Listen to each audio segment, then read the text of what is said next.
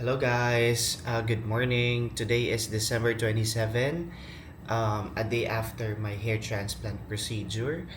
So, kagigising ko lang. Actually, I woke up ng 7:30. Medyo nakatulog ako ng mga 2 a.m. So, I just had like about 5.5 hours sleep. Pero, it felt enough naman, no? So, I don't feel like parang kulang yung tulog ko. Maganda yung tulog ko. So, it's already 8 a.m. So, parang 9 hours lang naman to after the operation. So, this is how it looks like. So, kung makikita nyo, medyo mas nag-darken yung areas. So, medyo natuyo siya ng konti. So, let me just show this to you. I don't think, namaga yung mukha ko. I think medyo normal naman. Siguro medyo konti, pero hindi siya noticeable. In terms of pain, wala akong nararamdaman na pain except for yung pag nagagalaw mo yung forehead mo, 'di ba? Kapag na-raise mo yung eyebrow mo, pero hindi siya masakit, no? Pero meron siyang konting discomfort lang naman, but it's not painful. So I'm still here in the hotel. I'm staying today in B Hotel. Again, not sponsored. It's a nice hotel actually. And I think it's a good decision na hindi mo na ako umuwi ng bahay. Ayun nga, medyo mas naging maganda yung tulog ko. And then, again, coming from the holiday, hindi pa malinis yung house. So, nagpalinis ako. So, while I'm here in the hotel, someone's cleaning the house. That's all sorted so that tomorrow, pagpunta ko doon, so malinis na. So, just to avoid siguro infection. Because I don't wanna risk it. Very spontaneous tayo. Pagising, nag-browse lang ako ng konti sa phone ko. Then, I went straight to filming this because I don't want to miss anything. I want to give you the real updates, blow by blow. Kung titignan mo siya, actually, medyo parang kakaiba. Medyo creepy yung itsura niya, no? So, they also sent me this spray. Sodium chloride 0.9%. So, I need to do this every hour. Though, hindi na ako ina-advise na mag-alarm pa while I'm sleeping just to put this, no? So, that's completely fine naman daw. Pero, kapag gising ako, dapat every hour nag-spray ako nito. So, let's do this.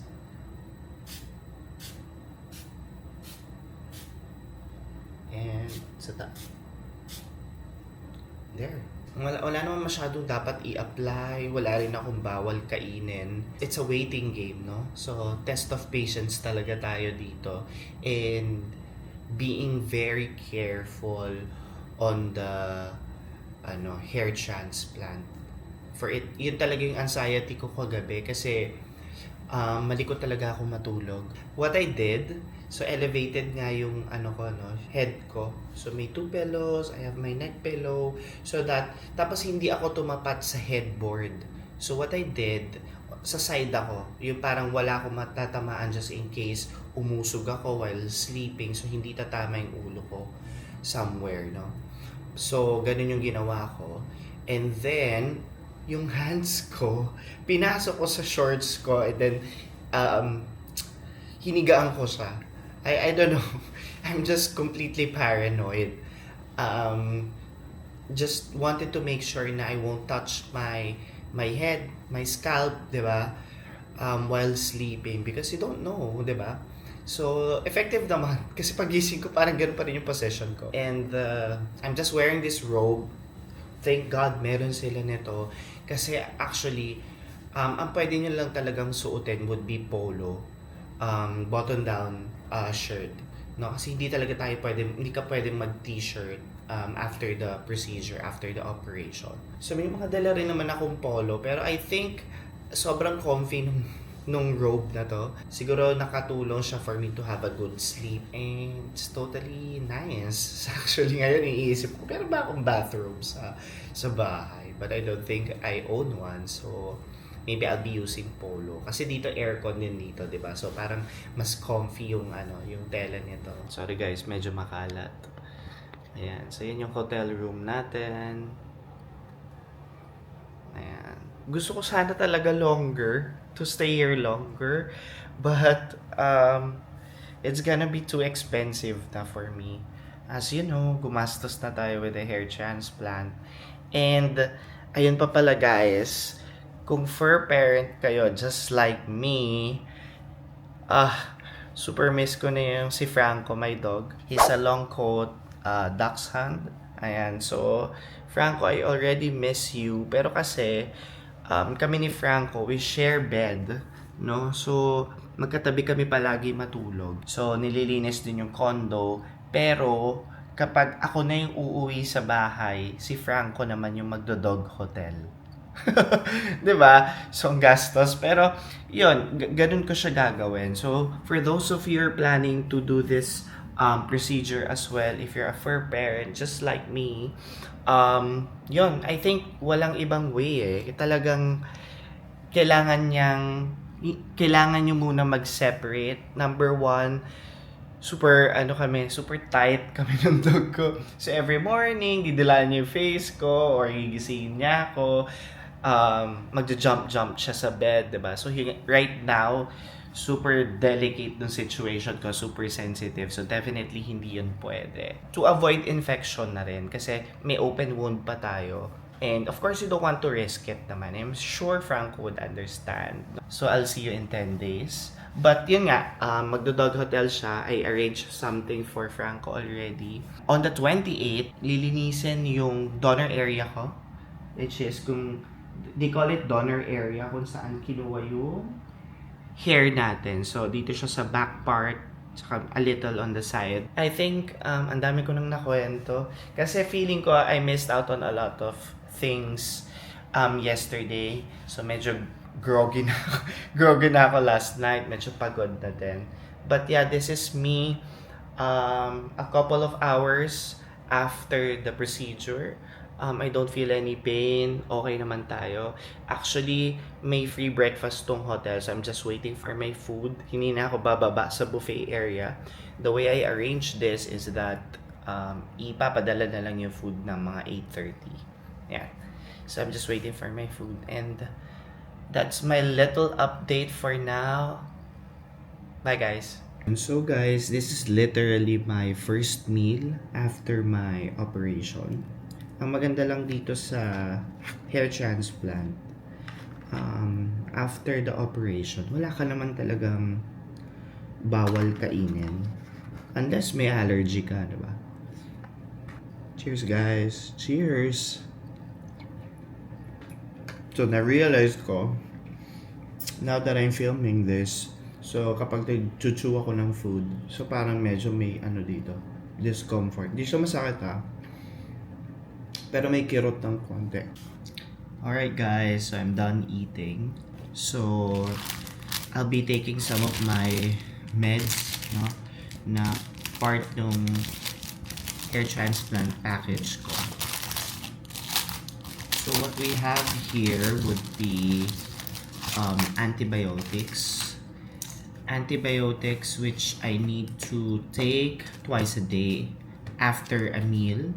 So preferably breakfast and dinner. So since I'm done with my breakfast, I'll be taking one of these. Hold on. Also part of the meds would be pain reliever. But I'm not in pain right now, so I think I'm gonna skip this. They also gave me this medicine which I need to take once daily for itchiness. Siguro I'll save this kapag nag-scab na siya. Ewan ko lang, I have a feeling na baka doon siya talaga kumate, no? Ng husto. So, since I'm not feeling any itchiness right now, I might take this tonight. Pero I'm not gonna take it this morning. And then, we also have this ointment that I need to apply sa donor scalp. So, ito yun. I'll show you guys. Yan, sa likod. So, most of my transplanted hair came from that part of my head. So, yun yung donor area natin. So, they're giving me the option to go there And sila yung magtatanggal nitong bandage and mag-a-apply ng ointment. So I prefer it that way. So my schedule tomorrow is at 11:30 in the morning. Plus, yung isa pa nating goal for that would be the washing of my hair. So part of the care package would be this shampoo. Very, very mild daw to. Meant for yun, aftercare ng hair transplant. You have to get like a small container with water, then maybe 2 pumps of this shampoo. Let it bubble, create a bubble, and then ibubuhos lang siya sa ulo ko, no? So hindi siya i-rub or anything. Pwede sa may donor area, pwede daw siyang i-rub doon. Pero hindi siya gagamitan na nails, no, ng kuko natin, because that would, damage the donor area. So I'll have them wash my head and at the same time apply the ointment sa donor area ko. An hour passed, 'di ba? So I need to reapply this sodium chloride spray to my scalp. So I'm gonna do it again. Yeah, para moist daw yung scalp natin, especially the hair transplanted part na. So ayan. So swollen is ano naman daw, completely normal. Even yung parang may discoloration sa part ng forehead. So I shouldn't panic daw just in case that happened. But it's not so bad, no? Feeling ko nga hindi siya swollen. I'm really not sure. Kasi may bandage tayo. So itong bandage na to, napansin nyo ba yon? Would some maybe patients na nag-document ng hair transplant treatment nila or procedure na super swollen yung face nila, even sa eye part, no? So thankfully hindi siya nangyari sa akin, and I think si Doc sinasabi niya yun, that's why we're putting this bandage para hindi bumaba yung maga. It's still December 27 morning, day after my operation, and I'm feeling okay, no? Again, super extra careful lang tayo with our movements, na hindi tayo yuyuko, hindi tayo tatama somewhere. So I'll be just staying in my bed, maybe do a little work. Yan lang. So that's our update for today. No pain, just a little discomfort, of course, sa head part, but other than that, I'm completely good. See you guys.